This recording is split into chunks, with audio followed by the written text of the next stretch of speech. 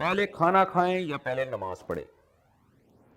کیا کھانے کو نماز پر مقدم کرنا جائز ہے؟ جعفر اقبال ہنگو سے حدیث میں آتا ہے رسول اللہ صلی اللہ علیہ وسلم نے فرمایا اذا وضع العشاء فابدؤوا بالعشاء، جب کھانا رکھ دیا جائے تو پہلے کھانا کھاؤ پھر نماز پڑھو۔ عبداللہ بن عمر سے منقول ہے کہ اقامت کی آواز آ رہی ہوتی تھی، کھانا آ جاتا تھا، آپ پہلے کھانا کھایا کرتے تھے۔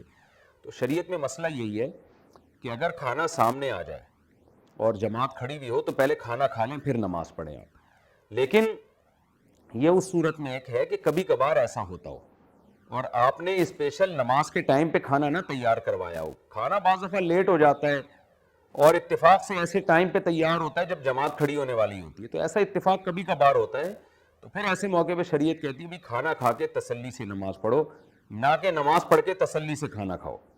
تو تسلی نماز کے ساتھ ہونی چاہیے، کھانے کے ساتھ نہیں ہونی چاہیے۔ بعض لوگ دفعہ وہ مشہور واقعہ نا، حضرت مفتی تقی عثمانی صاحب دامت برکاتہم، انہوں نے اپنے بچپن کا واقعہ سنایا کہ کھانا تیار ہونے والا تھا تو کھانا لگنے والا تھا، تو ہم نے اپنے والد سے کہا کہ ہم پہلے نماز پڑھتے ہیں پھر تسلی سے کھانا کھائیں گے۔ تو میرے والد صاحب نے کہا نا نا نا نا نا، پہلے کھانا کھاؤ پھر تسلی سے نماز پڑھنا۔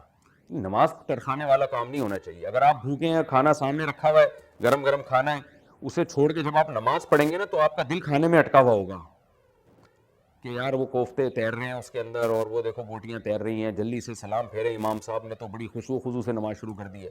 تو اس حکمت سے شریعت نے کہا ہے کہ تاکہ نماز اطمینان سے ہو آپ کی، تو کبھی کبھار تو ایسا ہو جائے ٹھیک ہے، لیکن بعض لوگ معمولی کھانے جیسے 8 بجے 9 بجے عشاء کی نماز ہے تو وہ ان کے ہاں کھانا ہی 9 بجے پکتا ہے، تو یہ روز جماعت کی نماز چھوڑ دینا یہ جائز نہیں ہے۔ تو کبھی کبھار ایسا ہو تو ٹھیک ہے۔